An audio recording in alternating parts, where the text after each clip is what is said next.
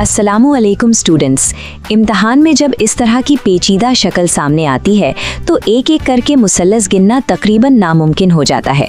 इंसानी आंख आमतौर पर उन हिस्सों को नज़रअंदाज कर देती है जो एक दूसरे के ऊपर चढ़े हुए होते हैं, और यही गलती इम्तहान में फ़ेल होने की सबसे बड़ी वजह बनती है।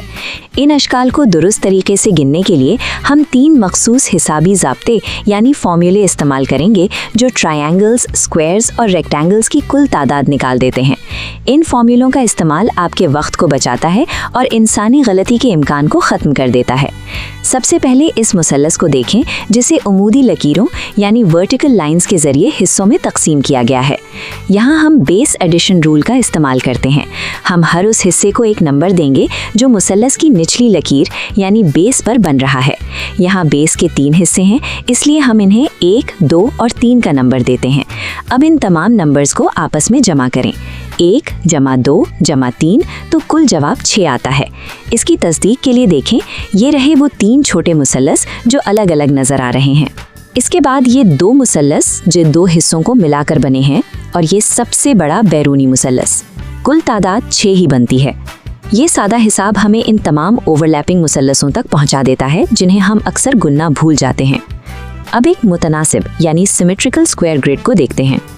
एक 3x3 ग्रिड में अक्सर तालिब इल्म सिर्फ 9 छोटे डब्बे गिनकर रुक जाते हैं, जो कि गलत जवाब है। अगर ग्रिड की लंबाई और चौड़ाई में डब्बों की तादाद बराबर हो तो हम सम ऑफ स्क्वायर्स का तरीका इस्तेमाल करते हैं। इसका तरीका ये है कि हम हर हिंदसे का मुरब्बा लेंगे, 1 का स्क्वायर, 2 का स्क्वायर और 3 का स्क्वायर।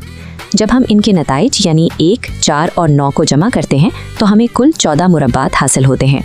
ये इजाफी तादाद इन 4 दरमियाने साइज़ के मुरब्बात और एक सबसे बड़े बैरूनी मुरब्बा से बनती है। रियाजी के इस उसूल से हम ग्रिड की ज़ाहिरी पेचीदगी को एक सादा हिसाब में बदल देते हैं। मुस्ततील यानी रेक्टेंगल्स को गिनने के लिए हमें एक बिल्कुल मुख्तलिफ सोच की ज़रूरत है। यहाँ खाली खानों को गिनना मुश्किल है क्योंकि एक मुस्ततील के अंदर कई दूसरे मुस्ततील बन रहे होते हैं। इस मसले को हल करने के लिए हम अपना रुख ग्रिड के खानों से हटाकर उन लकीरों की तरफ मोड़ेंगे जिनसे ये खाने बनते हैं।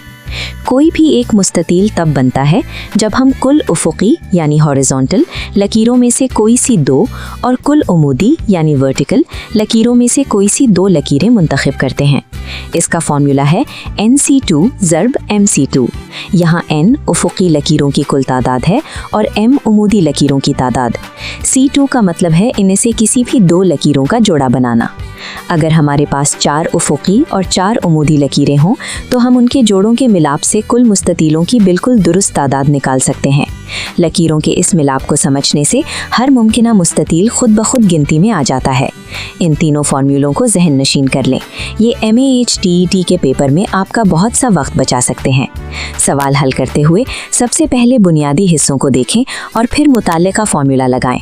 याद रखें कि ओवरलैपिंग लकीरें आपको आसानी के लिए होती हैं, लेकिन रियाजी के उसूल कभी नहीं बदलते। इन तरीक़ों की बार बार मश्क करें ताकि इम्तिहान के दौरान आपके हाथ और दिमाग खुद ब खुद दुरुस्त हिसाब लगा सकें। मंतकी तरीक़ों पर यह भरोसा आपको इम्तिहान के दबाव में भी दुरुस्त नताइज तक पहुँचाता है। शुक्रिया।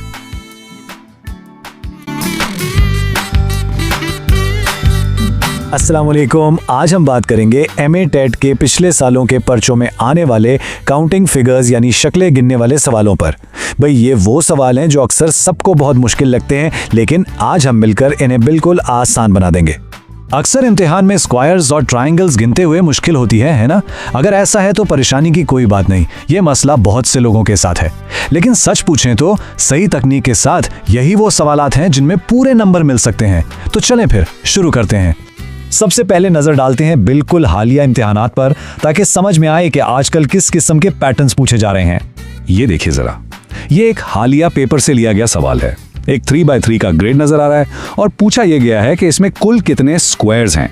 जरा एक लम्हे को सोचें, क्या तरीका हो सकता है इसको हल करने का? तो इसका सही जवाब है 14। जी हाँ, 14। बहुत से लोग फौरन 9 सोचते हैं, कुछ 10, लेकिन असल जवाब 14 है। चलें देखते हैं कि ये जवाब आया कैसे है। इसके लिए एक बहुत ही ज़बरदस्त और सीधा सा फॉर्मूला है।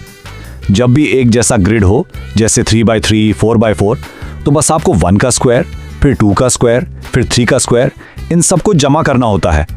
तो यहाँ 1 का स्क्वायर हुआ 1, 2 का 4 और 3 का 9। इन सबको जोड़ें तो 1 जमा 4 जमा 9 बन गया 14। है ना, बिल्कुल आसान। चलें, स्क्वायर्स तो समझ आ गए, अब आगे बढ़ते हैं और 2024 के पेपर में जो ट्रायंगल वाला सवाल आया था उस पर एक नज़र डालते हैं। ये शक्ल देखें, एक बड़ा ट्रायंगल है और उसके अंदर कई लेयर्स बनी हुई हैं। अब सवाल ये है कि इसमें कुल मिलाकर कितने ट्रायंगल्स मौजूद हैं, और इसका जवाब है 10। जी हाँ, इस पूरी शक्ल में 10 ट्रायंगल्स हैं। अच्छा, इसको गिनने का तरीका भी बहुत आसान है।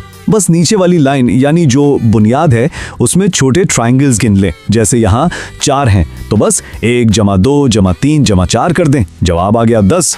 बस इतना सा काम है, सिर्फ बेस को गिने और नंबर्स को जोड़ दें। ठीक है, अब आते हैं हालिया सालों के सबसे दिलचस्प और थोड़े से मुश्किल सवाल की तरफ। ये है रेक्टेंगल्स यानी मुस्ततील गिनने का तरीका, और उसके लिए खास फॉर्मूला है। ये सवाल था 2021 का, एक 4x4 का ग्रिड, और पूछा गया कि कुल कितने रेक्टेंगल्स हैं। अब याद रखने की बात यह है कि ये स्क्वायर से अलग है, क्योंकि हर स्क्वायर तो एक रेक्टेंगल होता है, लेकिन हर रेक्टेंगल स्क्वायर नहीं होता। और इसका जवाब जानकर शायद थोड़ी हैरानी हो, जवाब है 60। जी 60। इस छोटी सी शक्ल में 60 रेक्टेंगल्स हैं। चले देखते हैं ये नंबर आया कहां से। इसका राज एक फार्मूले में है जिसे कॉम्बिनेशन कहते हैं। तरीका ये है, पहले ऊपर से नीचे आने वाली लकीरें गिने, जो यहाँ 5 हैं। फिर दाएं से बाएं जाने वाली लकीरें गिने, वो हैं 4। अब फार्मूला है NC2 को MC2 से ज़रब गिना, यानी 5C2 ज़रब 4C2। अब 5C2 का मतलब है 5 ज़रब 4 तक़सीम 2, जो हुआ 10, और 4C2 का मतलब है 4 ज़रब 3 तक़सीम 2, जो हुआ 6। तो बस 10 को 6 से ज़रब दें और जवाब आ गया 60। ये फार्मूला हर ऐसे सवाल पर काम करेगा। अच्छा, नए पैटर्न्स तो हमने देख लिए, अब ज़रा कुछ साल पीछे चलते हैं और देखते हैं कि ये आइडियाज़ कैसे शुरू हुए थे, यानी उनकी बुनियाद क्या थी। जैसे 2020 में एक बहुत ही सादा 2x2 का ग्रिड आया था। इस पर अगर हम वही अपना स्क्वायर वाला फॉर्मूला लगाएं, यानी 1 का स्क्वायर जमा 2 का स्क्वायर, तो जवाब क्या होगा? 1 जमा 4 यानी 5। देखा, ये बिल्कुल वही चीज़ है जो हमने अभी सीखी, बस छोटे पैमाने पर। और इसी तरह 2018 में एक सादा सा ट्रायंगल पूछा गया था। उसकी बुनियाद में 3 हिस्से थे, तो सीधा सा हिसाब है 1 जमा 2 जमा 3, जवाब आ गया 6। ये भी वही बुनियादी तरीका है जो हमने 2024 वाले सवाल में देखा था। और ये बात बहुत अहम है, यहाँ से हमें एक ट्रेंड, एक रुझान नज़र आता है।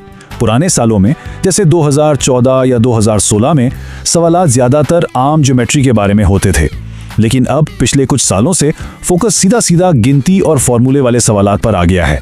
तैयारी के लिहाज से ये एक बहुत ही अहम बात है। तो फिर इस सारी बातचीत का खुलासा क्या है और आगे की तैयारी के लिए क्या हिकमत अमली होनी चाहिए? तो खुलासा ये है कि बस ये 3 फॉर्मूले जहन में रखने हैं।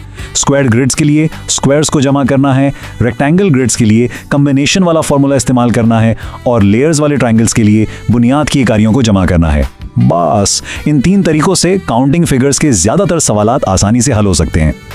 और आखिर में सबसे ज़रूरी बात, महाटेट में कामयाबी के लिए पिछले सालों के पर्चे यानी PYQs हल करना बहुत बहुत ज़रूरी है। असल कामयाबी की चाबी यही है। तो अब जब ये तरीके मालूम हो गए हैं तो कामयाबी के लिए बेहतरीन हिकमत अमली क्या होगी? जाहिर है इन फॉर्मूलों को समझना और इनकी खूब प्रैक्टिस करना। इस तरह इस सेक्शन में यकीनी तौर पर बेहतरीन नंबर लाए जा सकते हैं।